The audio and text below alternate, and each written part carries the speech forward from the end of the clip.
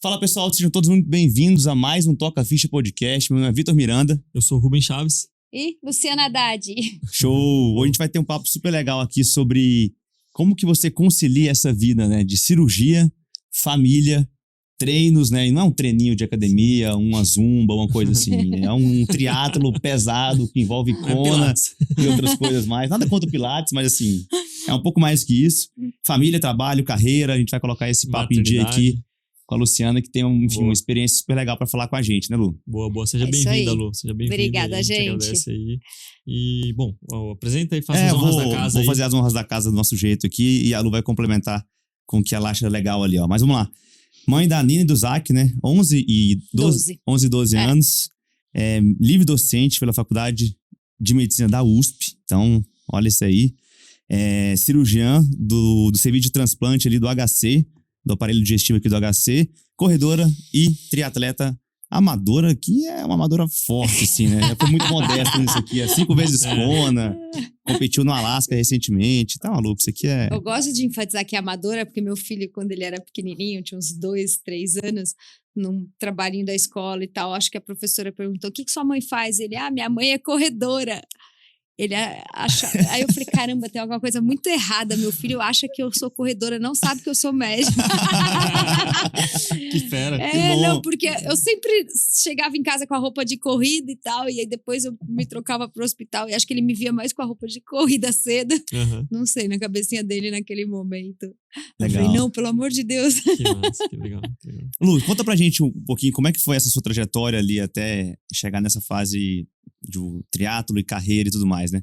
Você fez medicina na USP também? Eu fiz Santa Casa. Santa Casa? Santa Casa. Santa Casa. Sou e aí? 34ª. Como que foi a sua tocação de ficha no final das contas? Né? A gente pergunta pra todo mundo, assim, né? Na época que você se formou e começou já a vislumbrar o que você ia fazer como médica, assim, na sua carreira ali, cirurgiã e depois o que veio do transplante.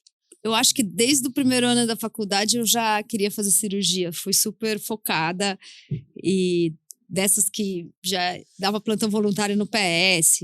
Aí entrei em todas as ligas cirúrgicas, liga do trauma, liga de transplante e de obstetrícia, porque era cirúrgico e tal. Mas eu já queria a cirurgia desde o começo. Então, cheguei no 6º ano e eu queria a cirurgia do trauma. Tipo, fui presidente da Liga do Trauma há uns 2 anos, era super focada. Eu fazia até Liga de Transplante, por coincidência, mas eu falava, não, quero trauma, PS, urgência. Tiro, facada e bomba. Tiro, facada, bomba, plantão. Tem pra lá fora. E aí eu prestei a residência só na Santa Casa e no HC. Falo que a primeira grande dúvida da carreira foi essa, porque eu fiquei mesmo em dúvida, assim, se eu ficava na Santa Casa ou ia pro HC, porque Santa Casa era, pra mim, zona de conforto total, assim, conhecia todo mundo, eu era, assim, brother de todos os residentes e conhecia todos os chefes, já tinha feito trabalho com todo mundo, tinha um currículo super bom e tal. E aí eu falei, vou partir para um lugar onde eu sou a exceção, na época ainda entrava pouca gente de fora, né, isso foi 2001. Eu falei, era assim, eu entrei só eu e mais um, de 33 da residência de cirurgia de fora, lá no HC. Essa época era muito da casa, todo mundo. Era Hoje super. Mudou bastante. Mudou muito, isso é legal. Eu também acho legal. Acho bem legal.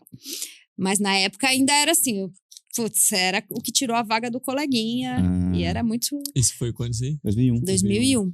Mas aí eu falei, não, Onde vai ser bom pra mim. Vocês estavam nascendo.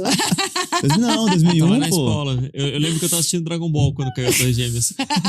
Eu tava na pediatria quando caíram as Torres Gêmeas. Não, 2001 eu tinha 12 anos já. Tava criança. bem. Eu tava assistindo Dragon Ball. Pois é, aí eu falei, não, vai ser importante pra mim essa mudança, vou aprender coisas novas, depois eu volto pra Santa Casa, aquela história, depois eu volto. E realmente foi bem tenso, porque eu lembro que assim, eu não sabia onde era a radiologia e também ninguém queria me explicar, porque afinal você não veio aqui, né, tirar a vaga de alguém. Entendi, se vira, né? Se vira. Foi o primeiro grande desafio assim, profissional, e o outro foi que eu comecei a ter um pouco de noção que talvez a cirurgia do trauma não fosse o que eu mais queria para minha vida Porque a Santa Casa tinha uma coisa mais idílica, assim, do trauma, do pronto-socorro. Uhum. E no HC eu já comecei a falar, não sei se é isso que eu quero, os plantonistas já estavam mais desanimados, mais cansados. E aí eu passei na cirurgia digestiva e falei, não, isso tem mais a ver comigo e se eu quiser trabalhar com trauma, tudo bem, porque, né, é muito incomum. Tá na barriga também. Tá na barriga. E a cirurgia digestiva lá no HC naquela época era supra-sumo, assim, os caras que ditavam a ciência no Brasil, pós-graduação super forte, pesquisa, eu sempre gostei muito da área de pesquisa, então eu falei, acho que vou me encontrar mais aqui. Era um departamento muito forte. Então eu fui para cirurgia digestiva e fui muito feliz com essa escolha, assim, foi muito legal. Então, eu falei, acho que isso foi um acerto, assim. Eu tinha dúvida na época, mas foi bom. E acabei gostando muito da parte de hepatobilho e acabei a residência já com a ideia de ir para fora e fui para a França. Eu fiquei na França fazendo hepatobilho e lá na França foi o lugar que eu comecei a trabalhar com transplantes, meio assim, não era a minha ideia fazer transplante, porque eu sabia que transplante era uma vida mais parecida até com o trauma, né? Pronto-socorro e o transplante é o que rola na madrugada. Né? Mas lá na França eu lembro que o serviço que eu fui tinha transplantes, a gente tinha que rodar e na verdade os residentes lá não queriam de jeito nenhum, eles odiavam, então eu acabei caindo muito no transplante. Fiquei na enfermaria de transplante, não sei o quê, mas quando eu voltei, eu fiquei ligada ao grupo de vias biliares e pâncreas. Então, fiz minha pós em pâncreas, câncer de pâncreas, trabalhava na equipe privada de pâncreas. Isso já 2006, 2007? 2007. Tá. Eu voltei da França em 2007. E aí já estava fazendo doutorado e trabalhando super. Então, essa fase foi essa vida louca, assim. Essa pesada. Esse ficava, finalzinho de residência, início da vida privada. Da vida privada, trabalhava todos os dias. A gente acha que vai melhorar, né? Tipo, da faculdade, na residência. Porque aí você quer ganhar dinheiro que você não ganhou, você fala, já tô velha você aqui, tem que né? garantir seu espaço. Meus irmãos já estão todos com a vida ganha, eu tô aqui começando a fazer meu pé de meia. Bolsa do Ainda MEC. mais quem vai pra fora, né? Volta, dá aquela sensação, poxa, eu tô mais atrasada ainda. É aquele momento que você dá uma desequilibrada na sua vida, mas você sabe que aquilo vai te permitir te dar uma folga, né, no futuro. Essa época eu trabalhava muito, não tinha, assim, era só isso a vida, prioridade total, não fazia nem nada de esporte, não fazia nada. Você falou que começou a treinar mesmo, foi 2010, né? Treinar mesmo foi depois de 2011, 12. Aí, 2010 eu comecei a correr aquela história 3 vezes por semana. O pessoal de 20 e poucos anos que acha que tá tarde pra começar? Não. Eu nem pensava nisso, achava que eu não tinha tempo de forma alguma, porque eu ficava pela manhã no HC, ainda como insistente e pós-graduanda, fazendo doutorado. Aí a equipe que eu trabalhava só operava cirurgia muito grande, então era duodeno pancreaté, só os casos, os casos gigantes. Ainda então, lembro as coisas da cirurgia. Não tinha horário para acabar, tinha cirurgia todo sábado e a gente tinha paciente para passar visita final de semana. Então não tinha final de semana de folga e tinha não é urgência. Aquela visitinha tranquila de uma vesícula. A manhã inteira, saía meio de e-mail, fora quando rolava um apêndice, alguma coisa de urgência, porque equipe privada, né, tem tudo. Como que era, quando você fala equipe privada, você trabalhava já em hospitais particulares aqui em São Paulo? Mas eu era assistente... Você era assistente da equipe, né? Da equipe, tá. Eu trabalhei com o professor Marcel e o Juquemura, então eles eram assim, a equipe mais forte de pâncreas, então referência para câncer de pâncreas. A gente acabava fazendo muito câncer de pâncreas, era o forte. Então era isso, não tinha horário para acabar e tudo bem, né? Tá bom. Era a fase, né? Era a fase. Eu acho que tem uma característica, né, do cirurgião, assim, de maneira geral, aí se eu tiver errado você me corrige, que existe uma certa curva de aprendizado que ela não se completa na residência, né? Não. Então, ela vai além da residência. Então, você precisa ali se expor, né? A um certo volume ali cirúrgico para você continuar crescendo ali na experiência, né, cirúrgica ali e continuar subindo ali na sua... Isso é um ponto que eu acho que traz muita preocupação pro pessoal que acompanha a gente. Eu recebo muita pergunta no inbox de residente que tá escolhendo a sub e aí ele tá vendo o que tá acontecendo, ele tá vendo o mercado, ele tá vendo a rotina e ele fala, pô, eu não quero tal área porque tal área não tem qualidade de vida, ou tal área trabalha muito, ou não vou conseguir conciliar o que eu acredito como pessoa com o meu trabalho, sabe? E é uma angústia forte, né? E assim, hoje a gente tem aqui a Lu, que é mãe, 2 filhos, treina pra caramba, continua operando. Como que foi essa organização de uma coisa que parece super impossível, né? Mulher cirurgiã com 2 filhos que treina pra caramba. Como é que você conseguiu equalizar Então, eu acho que é esse importante, quebra-cabeça, né? importante colocar que não dá para ter tudo mesmo, assim. Eu falo que eu tive algumas sortes. A primeira é que eu me formei muito nova. Porque eu entrei muito nova na faculdade, me formei muito nova. Uhum. Então, eu consegui fazer esse investimento na carreira e na carreira acadêmica também. Eu gosto.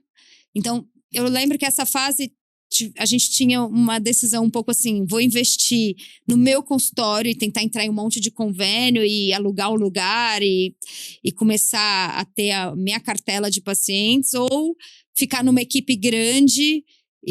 Então, essas dúvidas, faço doutorado ou gasto esse tempo para investir na carreira e no consultório?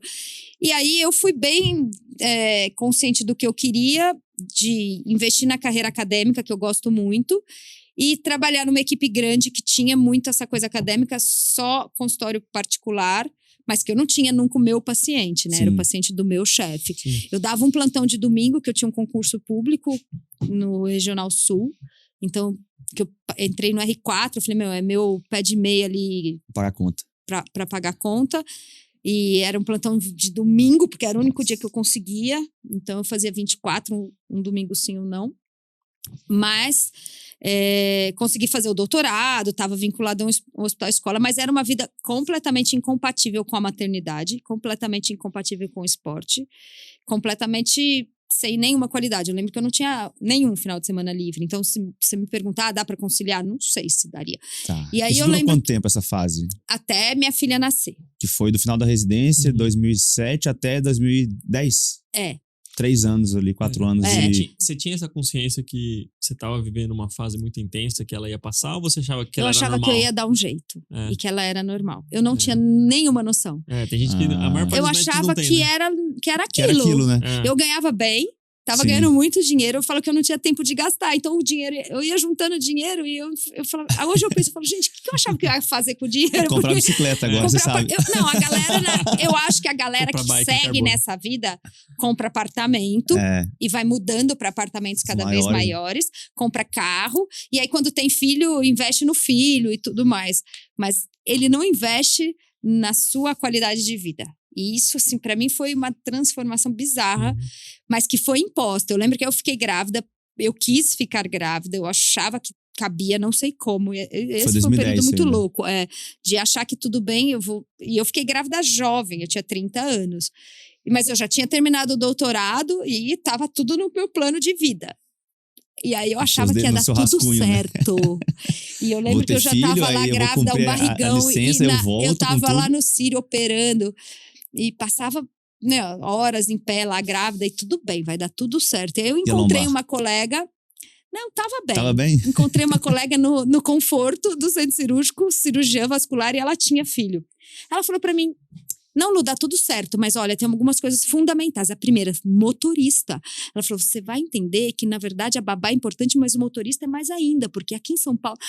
Aí, na hora que ela falou isso, eu falei, caraca, imagina, nessa época eu tinha uma faxineira em casa. Eu falei, vou ter que ter babá, uma funcionária, porque eu já tinha entendido que ia precisar de alguém para cozinhar todo dia. Motorista, eu falei, caraca, onde eu vou botar esse povo dentro do meu apartamento? Eu falei, cara... Por isso tem apartamento grande. Mas aí eu falei, como assim? Eu vou ter que ter motorista. Achei muito estranha essa história. E aí eu fiquei com essa coisa assim. E aí, sei lá, eu não sei o que eu achei que ia dar certo, mas o fato é que minha filha nasceu prematura. Eu lembro que eu entrei numa duodeno-pancreatite no sábado, passei 12 horas em pé. E aí no domingo era o chá de bebê da minha filha, que eu tava lá com 30 e poucas semanas. E o meu chefe ligou que tinha um apêndice no Einstein, no meio do chá de bebê. Assim, eu sei que eu saí domingo, tô arrumando, e fui pro chá de bebê, mega estresse. Voltei pro chá de bebê à noite e entrei em trabalho de parto, prematura. E aí ela nasceu prematura, e aí eu falo que foi assim, a bomba, né? Bomba atômica. Para e pensa, né? Não, para e pensa, tipo, UTI, neonatal, aquele drama foi todo. Ela nasceu com 34 semanas, pequenininha, 1.900. Então, mas assim, foi tudo bem, mas ficou na UTI 10 dias, e teve alta super pequenininha, aquela história. E que vai exigir mais cuidado em casa ainda. Exato. E aí aquilo assim virou prioridade total da minha vida. Normal, e ainda bem. Sim. Mas eu lembro que depois de 1 mês e pouco, 2 meses, eu falei, caramba, não quero sair disso, eu não quero deixar minha filha, eu não quero ter uma babá. Eu ainda não tinha babá e estava ali focada na maternidade, vivendo intensamente o momento e curtindo muito. E aí eu lembro que com uns 2 meses, meu chefe começou a me mandar mensagem, aí, quando você volta? Eu falei, oi? Minha filha tinha 2 quilos. Eu falei, nossa. Eu falei, calma, acho que ainda não. Eu falei, não posso esperar uns 4 meses? E aí foi um conflito bizarro. Eu lembro que, num dado momento, ele falou, não, vamos tomar um café, vai lá no HC. Eu ainda não tinha voltado ao HC. E aí a gente foi tomar um café. O seu vínculo era CLT? Eu ainda não tinha concurso no HC. Eu só tinha concurso nesse hospital que eu dava plantão, no no domingo, Regional Sul. né? E o HC eu tinha terminado o doutorado. Que gera mais vulnerabilidade. Exatamente. Né? E aí a gente foi tomar esse café e eu levei uma proposta que eu tinha pensado na minha cabeça, que parecia muito interessante para mim, que eu me ofereci para passar todas as visitas. Eu passo todas as visitas e entro nas cirurgias pequenas, que era a minoria, que pagava menos, mas porque eu falei, mano... Você ia conseguir, enfim, sair 2, 3 horas de casa e volta. Exato. E aí eu conseguiria... e, pô, o cirurgião não gosta tanto da visita, ele quer operar. Então eu falei, todo mundo vai concordar. Ele falou, não, é tudo ou nada. Eu falei, tá, vou pensar. E aí foi um momento de muita angústia, assim, porque eu não tinha pensado que isso ia acontecer. Então eu achava que aquilo era a minha vida, eu ia continuar. E eu pensei e falei, nada, então é nada, vou sair. Na verdade é tudo, né? Então. Depende do ponto de vista. Mas né? eu falei, porra, eu só tinha outro emprego plantão lá, que era um emprego público que eu tinha concursado. 24 no domingo. Exato. Eu falei, puta, nada. Mas tudo bem, vambora. Sim. Foi difícil, mas ao mesmo tempo, pra mim, eu não tinha dúvida, porque eu falei, eu não quero ter o esquema babá, folguista, motorista e passar o dia operando, passar o sábado operando. Não faz sentido, porque eu tive filho. Fez sentido até hoje, né? Daqui pra frente fazia muito tô em outra fase agora. Exato. Mas eu falei, agora isso não cabe na minha vida. Mas... E é engraçado, porque tipo, você tinha um estilo de vida, tipo, muito frenético, assim, né? E você tava feliz, eu imagino, sim, né? Sim, você eu gostava adorava. de fazer, você parece uma pessoa muito dinâmica, no final das contas. Mas em algum momento você parou e, tipo, surgiu uma pessoa na sua vida, que por um acaso era sua filha. A Nina. A Nina.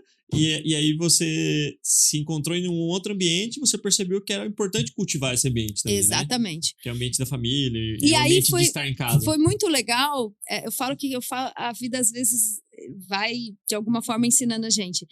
Porque eu tinha minha carreira muito planejada na minha cabeça. Eu entrei na faculdade com 16 anos, me formei super nova e quis ir para fora fazer o fellow, fiz o fellow, voltei, já fiz o doutorado muito rápido. Eu tinha toda a minha carreira planejada, assim, achando que um monte de coisa ia acontecer na sequência cronológica e planejada. E aí isso me desestruturou de alguma forma, mas me mostrou que dá para mudar de rumo tranquilamente, se você tiver vontade, se você... Sim. E a medicina permite isso, é muito legal, a medicina permite, porque nesse momento que eu me vi, eu falei, caramba, eu também não quero ficar sem trabalhar, e não dá pra jogar tudo que eu construía no ar, né? E aí eu resolvi fazer um pós-doc. Eu falei, eu gosto tanto de pesquisa e o pós-doc, a bolsa era R$5.000 já na época. Falei, pô, vai me ajudar pra caramba. E ninguém fazia pós-doc na cirurgia. Eu fui a primeira. Porque não vale a pena. Exato, ninguém fez doutorado. Quem vai ficar fazendo pesquisa? E aí eu me candidatei para uma bolsa de pós-doc. E entrei numa área... E aí eu queria fazer um negócio experimental e tal, que era o que eu já tinha feito muito em pesquisa. Sempre experimental, as coisas mais ligadas à cirurgia. Mas aí surgiu um edital que não tinha nada a ver, que era de avaliação econômica em saúde. Legal. Mas era um edital que tinha um fomento grande com a bolsa e era um projeto para 5 anos. Eu falei, 5 anos é bom. E no fim eu entrei nessa... Eu me candidatei a essa bolsa e consegui a bolsa. E de repente eu descobri um outro mundo, outro universo, assim, que foi o que transformou minha carreira. Porque eu entrei no pós-doc de avaliação econômica, e até hoje minha linha de pesquisa principal é avaliação econômica, eu sou orientadora da pós, toda a minha área de pesquisa está vinculada à avaliação econômica, é um negócio que ninguém faz, pouca gente faz. E é Fala super mais legal. Um pouquinho disso aí, porque Eu tô com uma ideia do que é essa avaliação econômica em saúde, mas acho que pouca gente vai saber o que é isso em casa. Né? Então, aqui no Brasil, já tem um tempo que, e graças a isso é que a avaliação econômica despontou e disparou, é que para incorporar qualquer coisa no SUS e também na saúde privada, na ANS, mas na época foi por conta do SUS, quando eles criaram a Conitec, por lei, você tem que ter uma avaliação econômica de qualquer nova tecnologia. Isso é, medicamento, equipamento, procedimento. Então, qualquer novo medicamento para entrar no SUS, qualquer procedimento cirúrgico, então todas as laparoscópicas, robótica, qualquer equipamento, tudo precisa, por lei, de uma avaliação econômica. Só que nenhum médico sabia fazer isso. Tanto que eu tô aprendendo o que isso existe agora. Exato. Mas na época, eu fiz meu pós-doc, depois a docência em avaliação econômica, então eu virei, já nessa época comecei como orientadora da pós. E aí eu fiquei 5 anos aprendendo muito, que foi no pós-doc, com muita gente da área de economia, de saúde pública e tudo mais, um monte de gente que me ajudou. E aí eu entrei forte nessa área que ninguém fazia. Então, é um diferencial muito grande na pós-graduação, na carreira acadêmica. Basicamente, você calcular o custo-efetividade que vai ter de qualquer coisa. De qualquer procedimento que exato. você vai incorporar no rol da ANS, ou do SUS. Ou da tabela TUS também, né? Isso. Que tem. Legal. Exato. Legal. E até recentemente tá essa discussão aí do rol taxativo e do rol...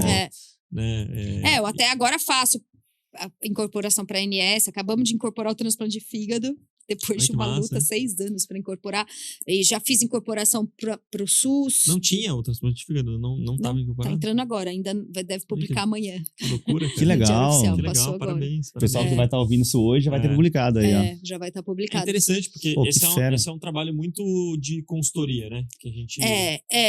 E ao mesmo tempo de pesquisa que abre um campo, assim, hoje eu consigo fazer parceria com todas as disciplinas lá da pós, porque eu oriento aluno do endócrino, da neuro, de qualquer área, porque todo mundo precisa de avaliação econômica, é um negócio que virou, já era super importante, mas por se tornar obrigatório, então tem um interesse enorme também da indústria farmacêutica. Sim. Então, eu comecei a fazer nessa época, 2011, com o pós-doc, mas eu falo que foi até hoje. Um negócio que caiu na minha mesa. Eu lembro que nessa época eu fui prestar o concurso lá no HC, porque abriu a vaga no transplante, e aí, ou seja, eu não queria, nunca tinha pensado em ficar no transplante, mas foi o concurso que abriu, e o chefe que já estava entrando, que é o meu chefe até hoje, o professor Carneiro, foi quem me mostrou esse edital de avaliação econômica. Não, porque eu fui lá conversar com ele para pedir uma... Olha só, eu fui lá, que aí eu tava meio perdida, assim, minha filha pequenininha, com uns 4, 5 meses, eu fui lá perguntar se eu podia fazer pesquisa experimental no laboratório, para começar a pensar num projeto, alguma coisa. Porque eu tava nessa fase de transição de carreira. E ele falou, não, lógico e tal, e presta o concurso. Ele falou, vai abrir vaga. Eu falei, nossa, ótimo, tudo que eu quero. E aí, acho que ele me falou, olha, tem esse edital aqui, vê se não te interessa, sei lá, algum dos milhões de papéis que estava na mesa dele. Aí foi isso, foi tudo rápido. Eu lembro que tinham 3 dias o prazo do edital, em 3 dias eu escrevi o projeto. Falei, vou tentar, se der, deu, vambora. Nossa, mas é legal ouvir isso, porque eu, pelo menos quando eu comecei a pensar na minha carreira, né, lá, saindo do interior de Minas, vindo para São Paulo fazer residência, eu imaginava, né, as coisas muito engessadas e pouco flexíveis. Mas eu também. Do ponto, tipo assim, você me contou que fez a residência, fez cirurgia, fez aparelho digestivo, aí colocou a mão ali em vesícula, pâncreas, então não tem muito pra onde eu ir. Eu achava isso. Eu falava, gente, eu falei, eu tô na melhor equipe do que eu quero fazer, e agora eu vou abrir mão, vou sair. E é como se tivesse zero, né? E assim, mas quando eu saí, que eu falei, não, agora não dá, eu ainda falei, não, mas daqui 1 ano eu volto. Eles me adoram, daqui 1 ano eu volto. Sim. Dali 1 ano eu já não queria mais de jeito nenhum voltar. Porque, mas assim, minha vida mudou tanto em que em um ano eu já tava grávida de novo. Gostou de ter filho, fez mais um? Falei, não, já vou ter mais um. Eu já tava focadaça no pós-doc, eu já tinha passado no concurso do transplante, então... E feliz.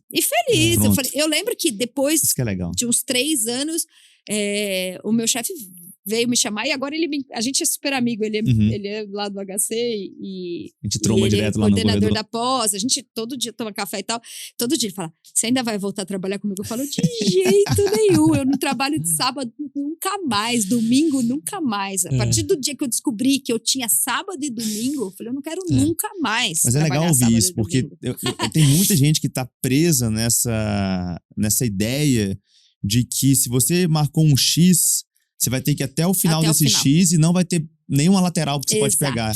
E não é assim, né? E a medicina é muito legal nesse sentido. Você pode trabalhar com educação, você pode trabalhar com gestão. Eu trabalho muito com gestão hoje em dia. Lá no transplante eu faço muita gestão e no Hospital das Clínicas trabalho muito com administração e gestão. Trabalho muito com pesquisa. E tudo isso a gente não pensa. E dá para trabalhar com educação, olha esse prédio onde a gente está. Então, assim, tem um campo gigantesco que aí você não precisa dar plantão sábado à noite, você não precisa abrir mão da sua família, você pode estar presente. A gente se prende muito a rótulos, né? Muito. A gente acha que o cirurgião só vai abrir a barriga. O neuro e tem que ter um consultório, né? E tem que ter... Cheio de convênio, trabalhando pra caramba, porque o cirurgião é assim, né? E no final das contas, a galera que ouve a gente, né? Nossa audiência, a maior parte é residente, médico especialista, a maior parte, né? Sim. Às vezes a galera sofre muito porque tem crise de identidade, né? O que eu vou sair, o que eu vou fazer? E eu, às vezes a pessoa esquece de aproveitar o presente, né? É isso. E não é que você vai viver de um jeito, tipo, o Zeca Pagodinho, deixa me levar, né? Mas assim, não dá, né? Você tem que entender que algumas coisas vão acontecer que são para acontecer de fato, igual você teve essa maternidade, você teve um ajuste de rota, se não tivesse, talvez você continuaria nessa vida que você Mas eu falo que a questão, o grande ponto a gente tem muita opção e muitas possibilidades. Mas se aquilo for o que te apresenta, vai fundo. Eu falo que quando eu comecei o pós-doc de avaliação econômica, eu falava, caramba, eu não sei nada de matemática, eu sempre foi meu fraco, eu não sei nada de economia. Mas eu falei, caramba, então se é isso, eu vou fazer muito bem feito. E entrei de cabeça. Então, essa história. Aproveita a oportunidade. Se aquilo é a oportunidade que caiu na tua mão, então eu vou aprender, eu vou falar com economista do Brasil inteiro, eu vou aprender a mexer no software, eu vou estudar a fundo, porque esse vai ser um grande diferencial. Eu falo isso muito com os alunos nossos, Faça bem feito. Do MCP, que às vezes tá lá um médico especialista e tá querendo crescer o consultório dele, e ele começa a esbarrar em algumas questões do consultório que fogem da medicina. Não é mais o melhor diagnóstico, o melhor tratamento que vai fazer ele conseguir dar o próximo passo. É um pouco de gestão, de relacionamento ali com a secretária, números, dados. E aí muita gente trava diante disso como se fosse um bicho de 7 cabeças. Fala, já fez medicina, já estudou. Você faz uma Whipple e não consegue fazer uma planilha do Excel, entendeu? Aprende. E eu vejo isso muito com os alunos de pós-graduação. Eu falo, cara, você é meu aluno de doutorado, você vai ter que aprender a escrever bem, escrever, sabe? Eu pego aluno que eu falo, poxa, o cara é isso, é cirurgião e faz transplante e não consegue ter desenvolver uma ideia, né? É hora de aprender. Então, ninguém é obrigado a fazer pós-graduação, mas se vai fazer, tem que fazer direito, tem que aprender estatística, tem que... E é muito legal, uma coisa que eu percebo, que eu tô percebendo também na sua história, né? O repertório que a gente desenvolve quando a gente se abre para novas perspectivas, novas possibilidades, né? Porque não é só a questão de remuneração financeira, que é uma coisa boa, né? Todo mundo, ninguém pode negar que é legal. É bom. Mas também a questão de você crescer como pessoa e saber dialogar com diversas frentes das áreas de ciências, né? De diversas profissões, no final das contas.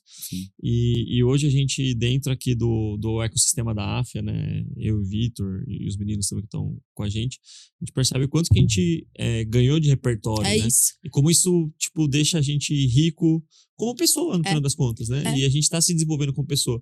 Às vezes a gente vê médicos muito bons tecnicamente, mas são médicos que continuam com certos preconceitos, continuam com certas mentalidades, às vezes, que não evoluem, né? Fechado para novidades e com mentalidade muito conservadora, com pouca abertura para o progressismo, né? Uma crise, assim, de identidade, né? Quando eu fiz ali 27 ou 28 anos. Foi quando eu terminei a residência, meu consultório particular estava exatamente do jeitinho que eu tinha desenhado ele, só atendendo particular. crescendo, dava plantão ainda, mas era capitalizando pro consultório, montando a minha clínica, montando a academia.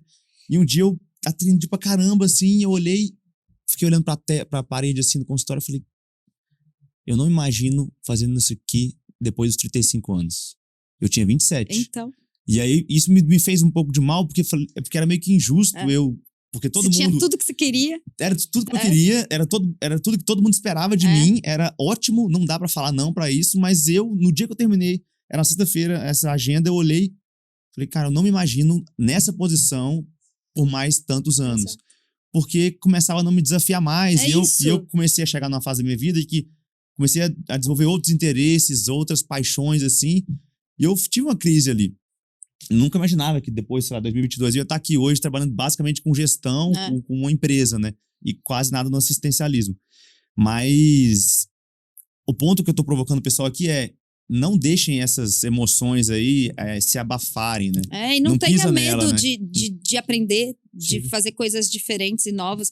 Eu aprendi tanto nessas mudanças todas no decorrer da vida, com o esporte, com a parte de gestão, com a parte de pesquisa. E é essa história do repertório. Hoje eu consigo fazer 1000 coisas. Eu falo que no transplante, por exemplo, agora eu tô na BTO, que é a Associação Brasileira, e aí o repertório que dá você ter noção de rede social, de tecnologia, para um cargo que teoricamente você ocupa pela sua carreira acadêmica dentro ali dos transplantes. Mas você consegue dialogar com o cara que está fazendo o site, você consegue fazer crescer a sociedade porque você sabe cuidar de rede social, e tudo isso te dá uma bagagem que às vezes você olha seus colegas... YouTube, achei legal pra caramba. Exatamente. Fala, Lu. Então, você tem muito mais armas ali. Né? Eu gostei muito do vídeo que ela falou sobre a pílula da ressaca.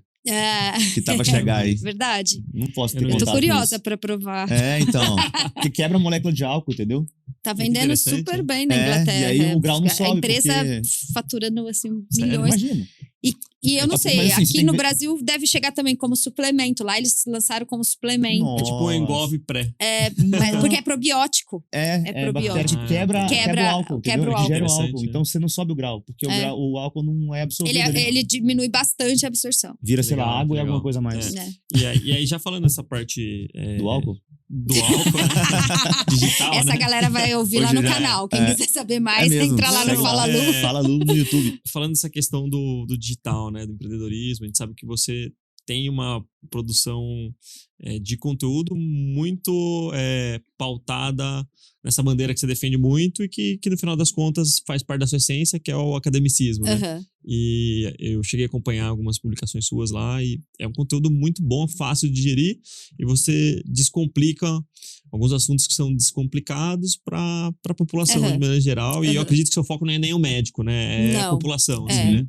Como que surgiu isso? Se foi uma coisa intencional? Então, se foi uma coisa que você quis testar? Como foi, que foi? Na verdade, uma forma de juntar as coisas que estavam me motivando mais na vida, assim. Eu comecei, né, no triatlo e na corrida como amadora e levei bastante a sério. A gente nem falou disso ainda.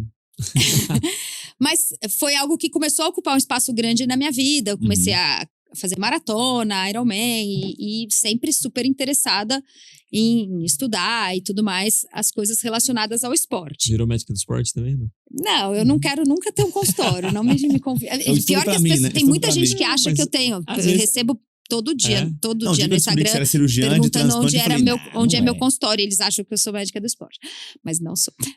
Mas eu adoro estudar e desde o começo fui estudar pra caramba. Cientista do esporte, né? Só que eu sou orientadora da pós e tem uma disciplina na pós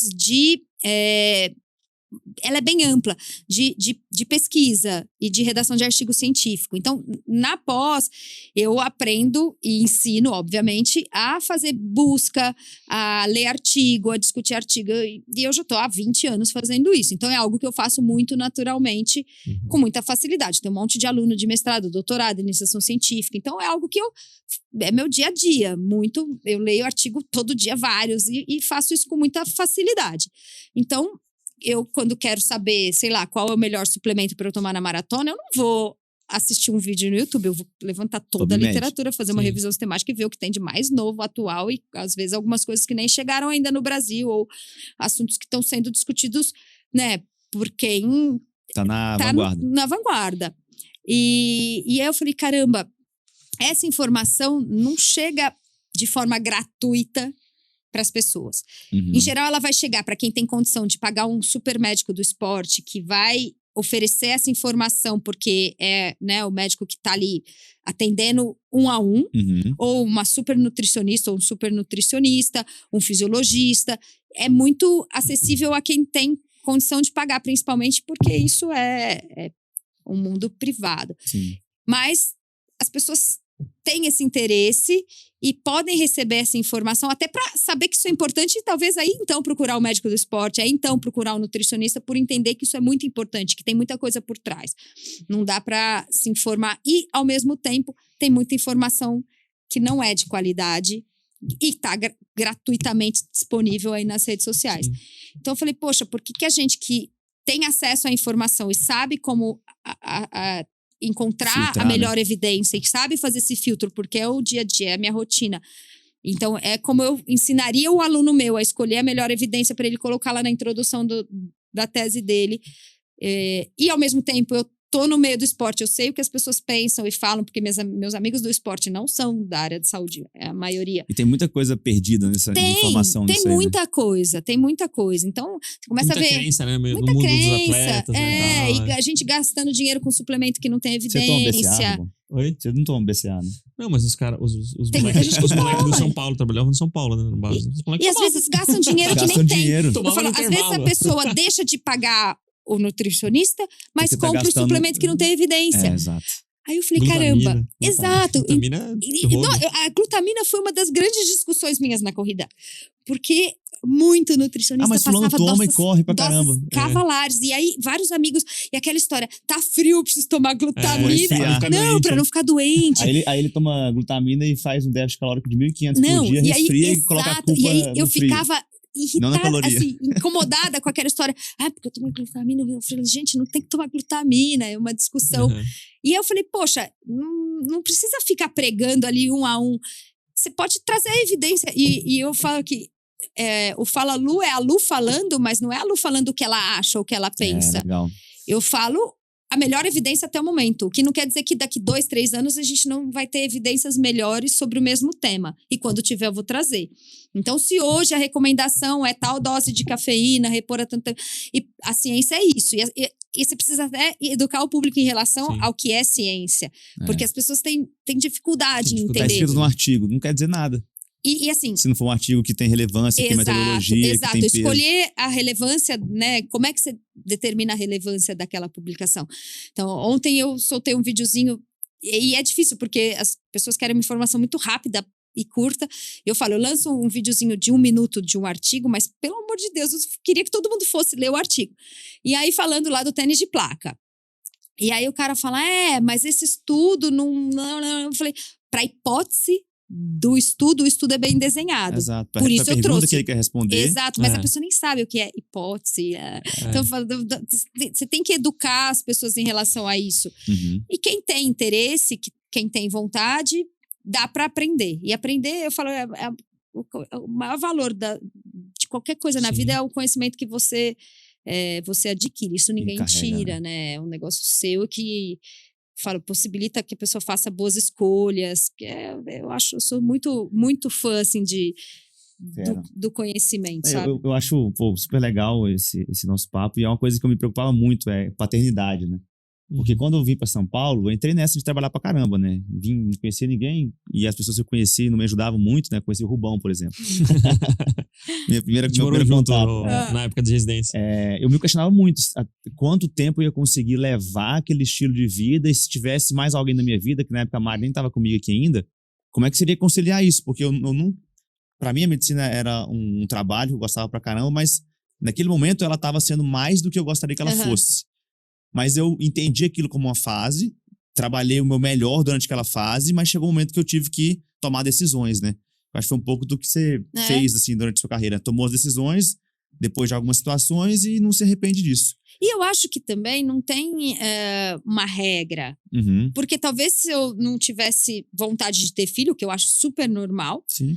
aquela minha vida tava super boa. Assim, talvez Sim. agora eu tivesse já com os meus assistentes e tivesse feliz operando sábado, porque é legal, tem adrenalina, é divertido. E fora que você está fazendo algo super relevante para aquele paciente. Então, Exato. você ser a melhor atenção possível para um paciente que tem um câncer de pâncreas, ser a melhor equipe, você é muito relevante. Faz diferença ser com você, né? E alguém tem que fazer isso bem feito. Uhum. Então, que bom que tem uma equipe que faz isso muito bem feito, que dá uma super atenção para o paciente. Então, é isso. Eu acho que nem toda mulher tem que ser mãe, nem toda mulher quer ser mãe. Então, não estou dizendo que a carreira cirúrgica no mundo privado é inviável para as mulheres. Não, porque as mulheres podem simplesmente quererem ser chefes de equipe e tudo mais. Eu tenho grandes amigas que estão nesse caminho muito bem. E também que tiveram filhos. E aí organiza a vida desse jeito. Ou pode ter um marido que está mais disposto a ficar mais tempo em casa. E acho isso também super normal. Eu não tinha, mas é uma opção. Por que não? Né? Você não precisa aquilo, terceirizar né? para babá e para motorista se você tem um marido que trabalha no horário comercial durante a semana. Faz um home office, talvez. Ou faz um home office. Então, o mundo oferece muitas possibilidades. A gente não precisa se fechar e também não precisa querer ter a vida do outro. Isso que eu ia falar. Escolhe o que é melhor pra você e toma essa decisão. Exato. Legal. Toma a sua decisão. Bom, eu sei que você tá com o seu tempo aqui apertado. A Lu chegou no podcast já dizendo que teve um imprevisto. Tem que estar correndo. Mas... Pô, pensando... Mas eu posso voltar. Então, vamos fazer mais de tudo. Vai trazer os triatletas aqui. Isso, vamos fazer um sobre Ironman. Então, a gente tá inscrito, né? E a Rafa. A gente fechou isso aí. Vamos trazer. A gente vai fazer o Iron 2023, dia 9 de julho, no meu casamento, aniversário de casamento. Caraca. Lá no Rio. Meu aniversário é dia 10. Então, a gente pode fazer um especial dia 8. triatlon aqui no podcast. Você vai disputar essa prova também? Não me inscrevi ainda, tô com a mãozinha me coçando, mas... Bora, vai ser legal. Eu vou ter que fazer tudo de novo, vou ter que comprar um rolo, vou ter que organizar a bike, eu tô bem paradão mesmo, mas vai ser legal. Mas, pô, Lu, deixa uma... A gente sempre brinca, né, de deixar uma prescrição pro pessoal que tá em casa aí e que tá com esses fantasminhas na cabeça de... Pô, até que ponto a carreira vai me cobrar a vida vai me cobrar a carreira, e como é que eu vou conseguir organizar isso tudo, sabe? Eu acho que é uma dúvida muito comum do pessoal, que agonia muita gente, deixa muita gente angustiada, e que eu passei, mas depois que eu consegui tomar a decisão e pagar o preço, lógico, não é mil maravilhas, mas eu tô super feliz com a decisão que eu tomei, mesmo ela parecendo não óbvia para muita gente, né? Eu acho que é um pouco do que eu falei aqui. Primeiro que não existe um único caminho. Saiba que se aquele caminho não está funcionando para você, você vai ter muitas opções, desde que você faça bem feito. E fazer bem feito envolve, obviamente, aquilo ter importância para você. Porque sem importância você não se motiva. E sem motivação você não faz bem feito. Então, procure um caminho onde você encontre um motivo, e esse motivo raramente vai ser só dinheiro. Pode ser também dinheiro, mas raramente ele é só dinheiro. E encontrando esse caminho, vai fundo. E se ele tiver bom por um momento, mas dali 1 ano, 2, ele deixar de ser bom, olha para o lado que você vai ver que tem um monte de outras possibilidades. E aí segue a mesma regra. Tem que ser importante para você, você tem que ter uma motivação que muitas vezes não é só o dinheiro. E aí dá tudo certo. Show. Dá aquele passinho para trás para olhar o que tá acontecendo, depois tomar outra decisão, né? Total. Deixa eu pedir pra você deixar seu contato pro pessoal, né? Bom, acho que vale a pena quem quiser me acompanhar, então, nas redes sociais. No Instagram, Luciana BP Haddad. Se vocês quiserem deixar aí na descrição. Sim, vamos deixar aqui embaixo. E no YouTube é o canal Fala Lu, que lá que eu compartilho um conteúdo que tá bem legal. Uma das meus novos projetos aí que tem me empolgado bastante. Legal demais. Baita tocação de ficha. A gente agradece a sua rápido disponibilidade. Como cirurgião. Rápido e objetivo como um bom cirurgião, uma boa cirurgiã, né? E com certeza você já está convidada para voltar, porque você tem que contar algumas histórias ainda pra gente. Temos muita Alasca, história. Tem muita coisa boa. A gente entrar nesse assunto aqui. Com o Paulinho a gente entrou muito, né? Foi quase 2 horas de papo. Falar do transplante também, que é uma coisa que então, é não muito falei legal muito de de falar. Transplante, tem muita coisa legal para falar. Legal pra falar. Mas, agradecer de coração a sua presença aí. E é isso, pessoal. Acho que a gente sempre está trazendo convidados aí de cada vez mais relevância e pessoas legais pra gente se inspirar no final das contas. Sigam a gente no Spotify, acionem aí as notificações toda quinta, né? Então a gente, toda quinta sai ao ar um novo episódio. E no YouTube também, acompanhem a gente no YouTube, que a gente também tá no YouTube. E só finalmente aqui, acho que é legal isso. Em 2018, né, quando a gente começou a fazer o Iron, eu comecei a seguir uma galera. E aí eu comecei a seguir médicos que faziam triatlo. Aí eu segui a Lu. Ó, que legal. Desde então. Eu falava, pô, que massa, vou acompanhar essa galera aqui. Que show. Então a gente tá aí fazendo um conteúdo, nem sabe quem tá seguindo, né? Mas tem gente boa lá. Sim. E as coisas se conectam. Se conectam 5 anos depois. Show. Boa. Obrigada, gente. Obrigadão por mais um podcast. A gente se vê no próximo Toca Ficha. Valeu. Valeu, tchau. Tchau.